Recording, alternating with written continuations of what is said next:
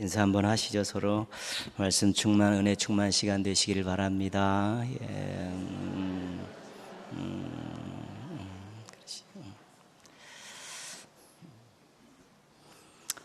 이번 주 요절은 로마서 10장 14절입니다. 10장 14절. 그런즉 그들이 어찌 이게 세 번 나오죠. 그래서 이렇게 잘 이렇게 한 줄씩 적어 보시면 도식이 잘 되어 있는, 또 연결고리로 되어 있는 그런 요절입니다. 구원과 관계된 것들인데요. 같이 한번 암송해 보겠습니다. 그런즉 그들이 시작. 그런즉 그들이 믿지 아니하는 이를 어찌 부르리요? 듣지 않은 이를 어찌 믿으리요? 전파하는 이가 없이 어찌 들으리요? 로마서 10장 14절 말씀. 아멘. 복음의 핵심 내용을 정리한 요약문들이 성경에 많이 나와 있습니다. 그 중에 하나가 요엘서 2장 32절 말씀인데 로마서 10장 13절에 소개가 되어 있습니다. 누구든지 주의 이름을 부르는 자는 구원을 받으리라. 누구든지 주의 이름을 부르는 자는 구원을 받으리라. 이것이 복음의 핵심 내용이죠. 또 사도행전에 가면 또 다른 모습인데, 또 요한복음에 가면 다른 것이지만 결국 내용은 다 똑같은 것입니다. 근데 누구든지 주의 이름을 부르면 구원을 받으리라. 이제 그 말씀을 전해놓고 오늘 요절 말씀 가지고 설명을 하는 것입니다. 설명을 하는데 초점이 어디에 가 있냐면 전도에 가 있는 것입니다. 그렇죠. 예수님의 이름을 이제 부르죠. 누가 예수님 이렇게 부르는데, 주님 이렇게 부르는데 믿음 없이 부르는 건 아무 의미가 없다는 것입니다. 입으로 그냥 예수님, 나의 주님 이렇게 부르는 거는 그건 아무런 의미가 없다는 것입니다. 무엇을 가지고요? 믿음을 가지고 주님을 부르는 것이죠. 고백이죠. 예수님은 나의 주님이십니다. 예수님, 주님 이렇게 부를 때는 믿음을 가지고 부르는 것입니다. 예수님이 나를 위해 십자가에 달려 돌아가셨다. 사흘 만에 부활하셔서 나를 구원하신 나의 주님이십니다. 이 믿음을 가지고 예수님, 주님 이렇게 부르는 것이죠. 그래야지 이게 정상이라는 것입니다. 근데 그 믿음이 어디서 오냐는 것이죠. 그 믿음이 말씀에서 온다는 것입니다. 그러므로 믿음은 들음에서 나고 들음은 그리스도의 말씀으로 말미암으니라. 그래서 말씀, 특별히 복음과 관계된, 구원과 관계된 그 말씀을 들을 때 그것이 믿음으로, 그 믿음을 가지고 주님 이렇게 부를 수 있다는 것입니다. 근데 그 말씀이, 하나님의 말씀, 예수 그리스도에 대한 말씀, 복음에 대한, 구원에 대한 그 말씀이 전파하는 사람이 없으면 들을 수가 없다는 것입니다. 전파하는 사람이 있어야지 그것을 듣고, 그걸 듣고 예수님을 구주로 믿고 예수님을 나의 주님 이렇게 고백할 수 있다는 것이죠. 이 순서를 쭉 이렇게 나열해 놓은 것입니다. 누군가 전파하면 그 복음의 말씀을 듣고 예수님을 구주로 믿고 그 다음에 예수님을 주님 이렇게 고백할 수 있다는 것입니다. 그 말씀을 지금 오늘 이제 하고 있는 것이죠. 그래서 여기서 강조하고 있는 내용은 뭐냐면 구원은 하나님이 하시는 일입니다. 하나님께서 하시는 아주 귀하고 아름다운 일인데요. 그 구원의 첫 단추를 하나님께서는 먼저 구원받은 사람들의 입술과 삶을 통해서 시작하신다는 것입니다. 전파해야 된다는 것입니다. 예수 그리스도가 구주이심을 누군가 전파하고 자신이 구원받은 삶에 대한 모습들을 누군가 보여줄 때 그것을 듣는 사람, 그것을 본 사람이 그 말씀을 통해, 능력의 말씀을 통해서 예수님을 믿게 되고 예수님을 믿으면 예수님을 나의 구주로 고백할 수 있다는 것입니다. 그래서 하나님의 구원 역사의 첫 단추를 먼저 구원받은 사람들의 전파라, 전도다 오늘 말씀의 핵심이 거기에 있는 것입니다. 굉장히 중요한 일이죠. 하나님께서 강권적으로 콱 잡아가지고 꼬꾸라뜨려가지고 끌어오실 수 있습니다. 사도 바울과 같이 특수한 경우죠. 그냥 만나셔갖고 찾아가셔서 꽉 멱살잡이 해갖고 무릎 팍 꿇려가지고 끌어당기실 수 있다는 것이죠.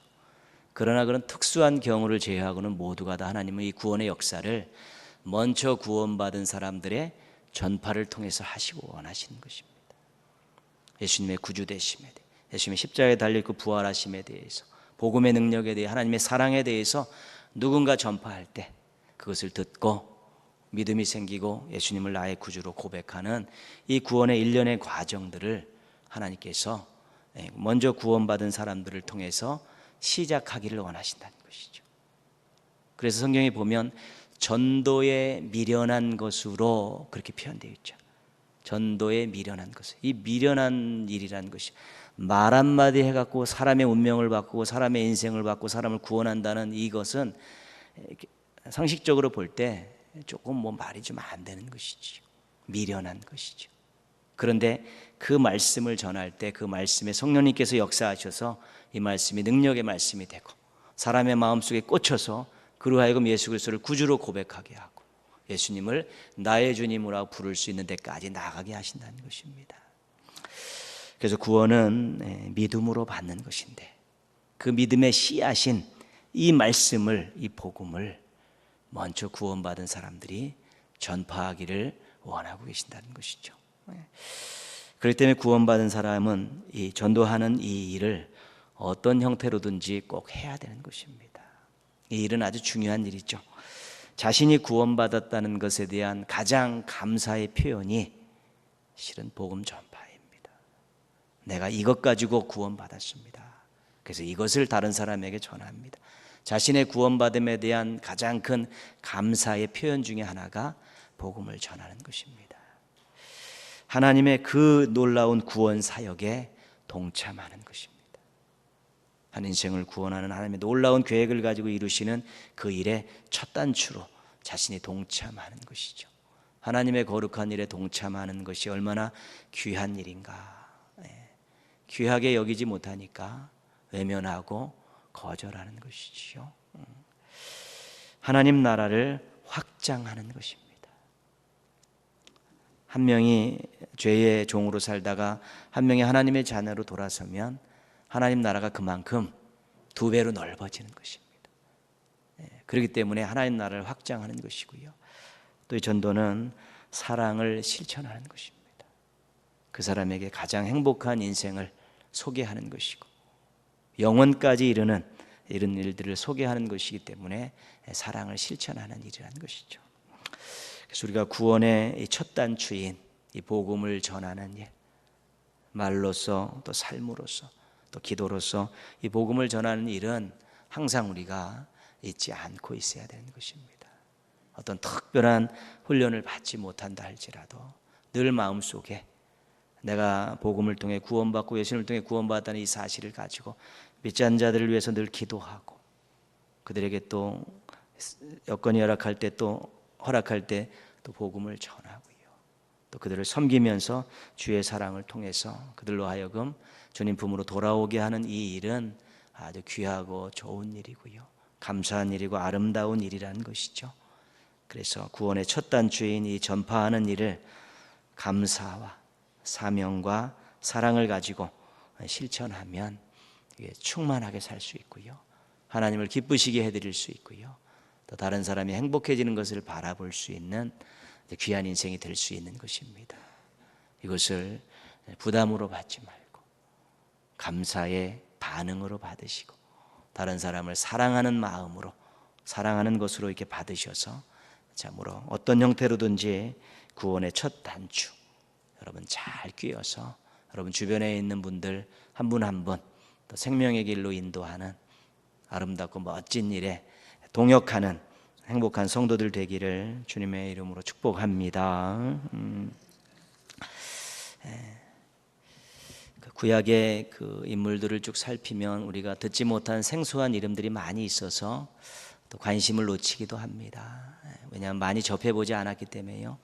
특별히 왕들의 이름을 살필 때 우리가 많이 들었던 왕들 위에는 또 생소하기 때문에 또 발음도 잘 안 되기 때문에 조금 내용을 이렇게 파악하고 또 관심을 갖는데 어려움이 있지만, 그래도 이 왕들이 참으로 그 택한 백성들의 그 신앙과 삶, 또 오늘을 살아가는 우리 신앙인들의 이 신앙과 삶의 축소판이라고 할 수 있습니다. 거울들입니다. 거울들. 북왕국 이스라엘을 지금 쭉 살피고 있는데요, 조금 생소하시더라도 또 차분히 한번 공부한다는 마음 가지고 참여하셨으면 좋겠습니다. 통일 왕국은 사울, 다윗, 솔로몬, 이 세 명이 통일 왕국의 왕들입니다. 근데 솔로몬의 말년에 우상 숭배 때문에 하나님께서 나라를 둘로 나누시겠다고 심판을 선언하셨죠. 그때 솔로몬이 인정한 일꾼, 요셉 지파의 그 건축의 감독자로 세웠던 사람이 여로보암이라는 사람입니다. 그 여로보암은 솔로몬 눈에 인물됨과 능력으로, 부지런함으로 인정을 받은 사람입니다. 그러니까 솔로몬이 인정한 사람입니다.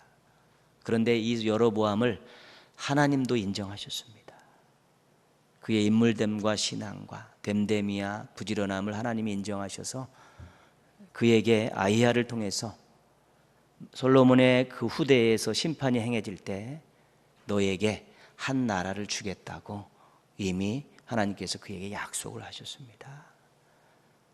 그래서 솔로몬이 그걸 알고 여로보암을 핍박하니까 여로보암이 애굽으로 망명을 하죠.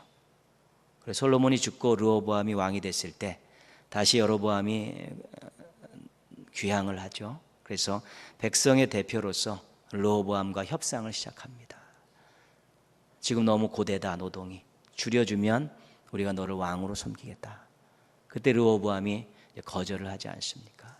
그리고 나서 여로보암이 10지파를 데리고 북왕국 이스라엘의 초대 왕으로 세움을 받게 되는 것이죠. 하나님께서 아히야를 통해 여로보암에게 그 왕권을 약속하실 때 이런 말씀을 하셨습니다. 네가 다윗과 같이 내 말에 순종하면서 통치를 잘하면 너희 집을, 너희 가문을 견고하게 해주겠다.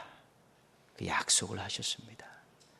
근데 여로보암의 가문은 이대로 멸망을 합니다. 여로보암과 그 아들 나답으로 몰락을 하게 되죠. 그 이유가 여로보암이 금송아지를 만들고 출애굽의 하나님이니까 예루살렘에 가지 말고 여기서 하나님을 섬겨라. 그리고 A지파 사람이 아닌 일반 제사장들을 세웠고요, 절기를 다 바꿔버렸습니다. 날짜를. 그래갖고 새로운 하나님을 섬기기는 섬기는데 전혀 새로운 말씀과는 무관한 그런 북이스라엘의 기가 막힌 종교를 만들어낸 것이죠. 하나님의 말씀을 정면으로 치받고 대적한 것입니다. 바하사라는 사람이 정변을 일으켜서 여로보암의 아들 나답을 죽입니다. 그리고 여로보암의 집을 아주 몰살을 시켜버립니다. 그래서 이대 만에 여로보암의 가문이 폭삭 망해버렸습니다. 하나님께서 선지자 예후를 통해서 북이스라엘의 3대 왕인 바하사에게 이런 말씀을 하셨습니다.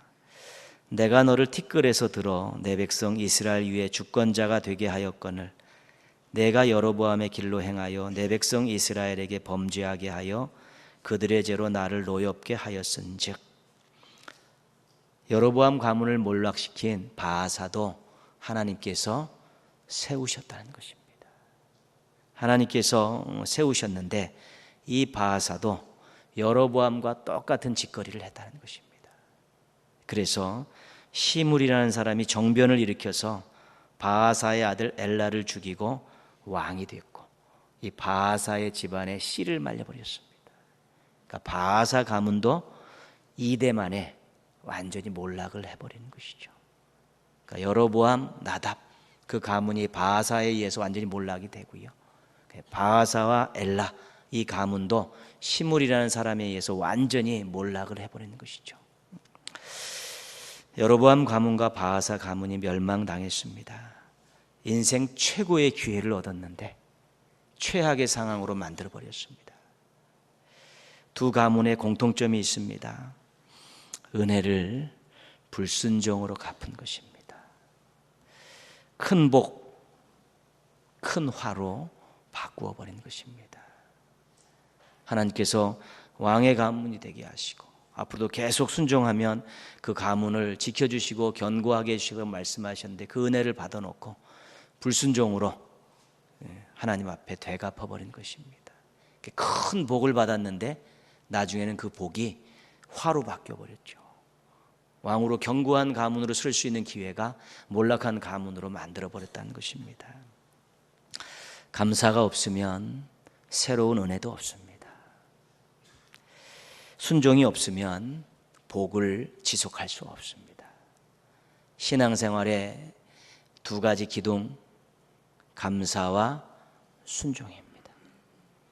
이것이 꾸준히 하나님 앞에서 아름다운 모습으로 설 수 있는 아주 큰 조건입니다. 하나님께서 저에게 은혜를 베푸시고 저희 가정에 은혜를 베푸셔서 감사합니다. 하나님 뜻대로 살겠습니다. 이 두 가지가 새로운 은혜로 계속해서 공급받을 수 있는 조건이고, 받았던 복을 유지할 수 있는 가장 적합하고 확실한 조건이 되는 것입니다. 대부분 다 이 감사와 순종에 문제가 생겨서 그 인생과 가정과 가문들이 어려움을 겪는 경우들이 굉장히 많습니다. 두 가문은 감사와 순종에서 문제가 생겼기 때문에 좋은 기회를 엎어버렸습니다. 비참한 가문의 운명을 맞이하게 된 것입니다. 감사가 있으면 은혜를 알게 되는 것입니다. 순종을 하게 된다는 것은 하나님의 능력과 존재와 또 사랑에 대해서 인정하는 것입니다. 감사와 순종은 가장 아름다운 신앙 고백입니다. 하나님을 기쁘시게 해드리는 신앙 고백이고요. 그 두 가지 기둥을 잘 세우고 있으면 그 인생도 가정도 그 어떤 공동체도 정말 하나님의 인도함 가운데 아름답게 쓰임받을 수 있게 되는 것입니다. 감사를 잃어버리는 순간 은혜도 차단이 되는 것이죠. 순종하지 않으면 복이 유지되지 않습니다. 뒷문이 열려 있게 되는 것입니다. 그렇기 때문에 늘 받은 은혜를 기억하면서 감사하시고 또 하나님의 뜻대로 살려고 몸부림치시는 그 신앙의 모습만 잃어버리지 않으시면 우리 하나님의 인도하심을 받고 또 하나님의 쓰임을 받는 또 아름다운 인생과 가정과 교회를 만들어갈 수 있게 되는 것입니다. 감사와 순종으로 새로운 은혜를 늘 공급받고 받은 복을 계속 유지하는 우리 행복하고 아름다운 성도들 되기를 주님의 이름으로 축원합니다. 여로보암과 나답, 바아사와 엘라, 이 두 가문의 네 명의 왕은 죄악의 길로 갔다는 최악의 평가를 받고 인생들을 마무리를 했습니다. 하나님으로부터 최악의 인생이었다, 죄악의 길로 걸어간 인생이었다라는 평가를 받으면 가장 비참한 것이지요. 여호와 보시기에 그랬다는 것입니다. 시므리가 반역하여 엘라를 죽이고 왕이 되었다가 7일 만에 자살을 합니다. 그리고 오므리와 디브나가 각축을 벌이다가 디브나가 죽고 오므리가 왕이 되는 것이죠. 북이스라엘에게 있어서 이 오므리 왕조가 굉장히 중요합니다. 오므리, 아합, 그 다음에 아합의 두 아들 4대까지 가는 이 오므리 왕조인데요, 이 왕조가 북이스라엘의 멸망에 밑거름을 제공했던 그런 왕조입니다. 오므리 왕조가 시작됐습니다. 오므리는 왕이 된 후 수도를 디르사에서 새로 건축한 사마리아로 이제 옮기죠. 24절 말씀 한번 보시면요, 16장 24절, 우리 조금 앞에 가시면요, 오므리가 어떤 일을 했는가 24절 같이 보겠습니다. 그가 은 2달란트로 세멜에게서 사마리아 산을 사고 그 산 위에 성읍을 건축하고 그 건축한 성읍 이름을 그 산 주인이었던 세멜의 이름을 따라 사마리아라 일컬었더라. 그렇죠. 사마리아가 오므리에 의해서 건축이 됐습니다. 북이스라엘의 수도 사마리아가 오므리가 건축한 그런 도시입니다. 근데 사마리아를 정말 잘 건축했는데 사용할 때는 정말 엉망으로 사용을 했습니다. 어떻게 사용했는가? 32절, 오늘 읽은 말씀 가운데 32절 말씀 보시면요, 물론 아합 때에 있었던 일입니다. 32절 읽겠습니다. 사마리아에 건축한 바알의 신전 안에 바알을 위하여 제단을 쌓으며, 사마리아에 바알의 신전을 건축했습니다. 새로운 도시를, 수도를 만들어 놓고 그 중심에다가 바알의 신전을 건축하고 거기서 바알에게 제사를 드리고 있었다는 것입니다. 한 나라의 수도에 이방 신전이 건축되고 이방 신에게 제사를 드렸다면 볼장 다 본 것입니다. 오므리는 공개적으로 바알 종교를 인정한 왕입니다.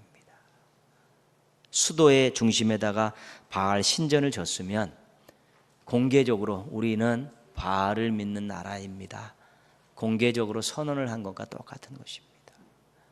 그런 엄청난 짓거리를 오므리가 했다는 것입니다. 여로보암의 죄는 뭐냐면, 여로보암의 죄는 금송아지를 만들어서 이게 하나님이다 그렇게 한 것입니다.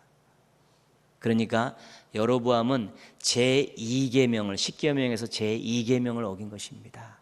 형상을 만든 것이죠. 어떤 피조물의 형상을 만들어서 이것을 신이라 하는 그런 의미도 있지만, 하나님의 형상을 만드는 것이 문제가 되는 것입니다. 하나님은 영이시기 때문에 눈으로 볼 수 없는 분입니다, 인간이.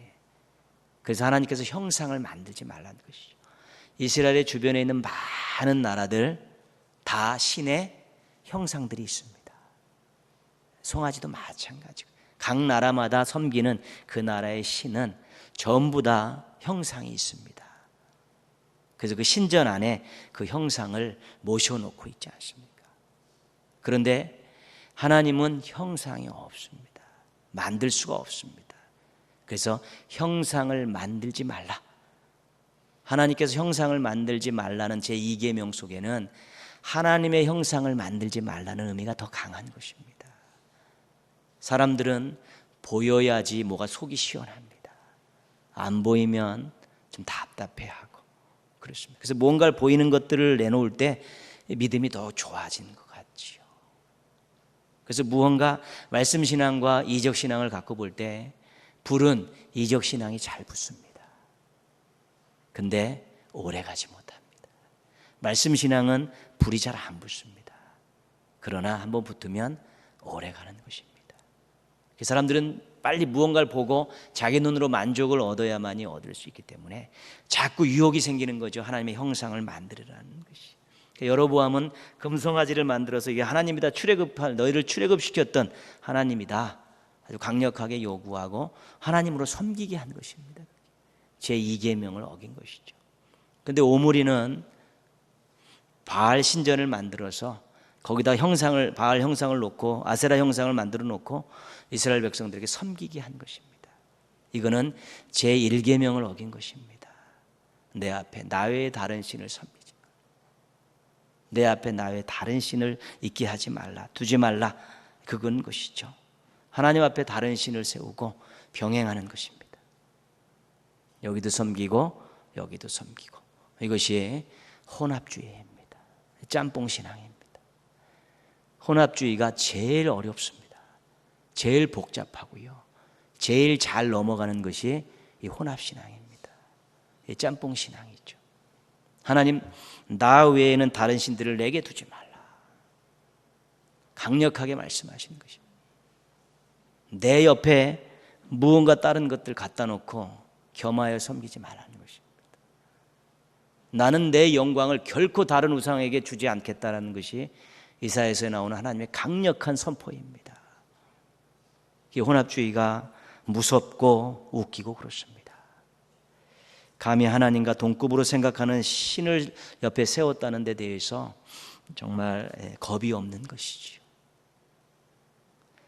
그리고 창조주 하나님 곁에 잡신을 세워놓고 같이 섬긴다는 것이 웃길 수밖에 없는 것입니다. 그런 일들이 이 짬뽕 신앙이 아주 중요한 내용입니다. 이 짬뽕 신앙은 아주 편리합니다. 복을 줄 것 같은 신에게 딱 붙으면 됩니다. 화를 당할 것 같으면 등을 돌리고 다른 데 딱 붙으면 되는 것입니다. 의무나 사명에서는 핑계대고 얼마든지 빠질 수 있는 것입니다. 자기 편한 대로 가서 붙는 것입니다. 이렇게. 많이 있는데요, 이렇게. 많이 있는데. 자기에게 유익할 것 같은, 자기에게 큰 의무를 지어지지 않을 것 같은 신에 가서 붙는 것이죠. 그러니까 바알 종교는 끊임없이 축복을 약속합니다. 농사, 풍년으로 만들어주겠다. 그래갖고 막 신전에서 막 잡스러운 성행위를 해가면서 막 해갖고 풍년을 기원한다고 막 그러지요. 그러면 그때 그 제사 지낼 때 조금만 잘 달래고 조금만 잘하면 되는 것입니다. 그런데 우리 하나님은 그렇지 않습니다. 마음과 뜻과 정성을 내 나를 사랑, 내 이웃을 내 몸과 같이 사랑하라. 사회적으로 약한 자들을 무시하지 말고 도와라. 서로 나누며 살아라. 끊임없이 하나님께서 말씀하셨던 출애굽 이후에 신명기서를 통해서 또 출애굽기 통해서 말씀하셨던 그 많은 내용들 가운데 중심적인 내용은 뭐냐면 좀 더불어 살라는 것입니다. 나누며 살라는 것입니다. 도우며 살라는 것입니다. 그런 정말 사회 속에서 인간관계 속에서 사랑을 실천하는 삶에 대해서 하나님 무진장 많이 강조하시고 계십니다. 그런데 자신의 것을 주고 싶지 않은 사람은 바알 종교로 가서 풍년만 빌으면 되는 것입니다. 그런 의무에서 면제되고 싶은 사람은 바알 종교에 가서 그냥 제사 한번 잘 드리고 그렇게 지내면 되는 것입니다. 그 당시에 바알이라는 그 종교가 참으로 풍년도 약속하시죠. 성적으로도 굉장히 자유방임해가지고 그런 일들이 막 난무하지요. 어떤 그런 의무적인 사항들, 삶 속에서의 의무적인 사항들에 대한 규정을 많이 만들어 놓지 않으니까 하나님 신앙을 섬기던 사람들의 입장에서는 자유입니다. 자유. 내 마음대로 섬길 수 있다. 막 거기 막 물을 넣어가 막 휩쓸려 가는 것입니다. 그게. 그런 혼합주의가 이게 비교되어 있을 때 그런 일들이 일어나게 되는 것이죠. 우리가 섬기는 하나님이 얼마나 대단하신 분이고 하나님이 우리에게 요구하시는 그 말씀이 얼마나 의미 있고 값지고 가치 있는 일이라는 것들에 대한 자긍심이 없으면 쉽게 혼합주의가 빠져들립니다. 쉽게 빠져듭니다. 기복신앙의 한 행태가 그런 것입니다. 나만 복받으면 된다라는 것이. 그런 형태로 계속 끊임없이 의무나 사명 같은 데는 소홀히 하고 받는 데만 익숙해지는 그런 모습들도 거의가 다 혼합주의의 한 형태가 될 수 있습니다. 하나님 옆에 자기를 세우든지 물질을 세우면 이것만큼 또 난감한 일이 없습니다. 자기와 하나님과의 싸움, 자기와 하나님과의 물질과의 싸움, 이것은 정말 피 터지는 싸움이기도 하지만 쉽게 패배하는 싸움이기도 한 것이죠. 자기 합리화는 신앙을 이용하는 사람들에게 최고의 무기입니다. 자기 이익 챙기기는 신앙을 이용하는 사람들에게는 최고의 목표일 수 있습니다. 신앙을 이용해서 자기의 무언가를 챙기려는 것은 그것은 건강한 신앙이 아닙니다. 우리 기독교 신앙은 신앙을 가지고 하나님께 영광 돌리고 하나님 기뻐하시는 일을 이 땅에서 하면서 자기가 하나님이 인정받는 인생으로 격상되고 하나님이 높여주시는 삶을 살고 하나님의 것으로 풍성하고 충만하게 사는 것이 바로 우리 기독신앙의 핵심인 것입니다. 근데 의무가나 사명에서 면제되려고 늘 합리화하고 자기 이익 챙기기에 급급하게 되면 그 신앙은 저속한 신앙이 되는 것입니다. 결코 다른 사람과 공동체와 사람들에게 선한 영향력을 끼치지 못하는 그러한 건강하지 못하는 신앙이 될 수밖에 없는 것입니다. 하나님은 일심으로 전심으로 섬길 때만이 건강한 신앙을 유지할 수 있는 것입니다. 하나님 요구하신 내용이 그것입니다. 일심으로 전심으로 하나님 곁에 어떤 것들, 비교할 만한 것들, 필적할 만한 것들 대놓지 말라는 것입니다. 자존심 상하신다는 것입니다. 웃기지도 않다는 것입니다. 그런 짓거리 하지 말라는 것이죠.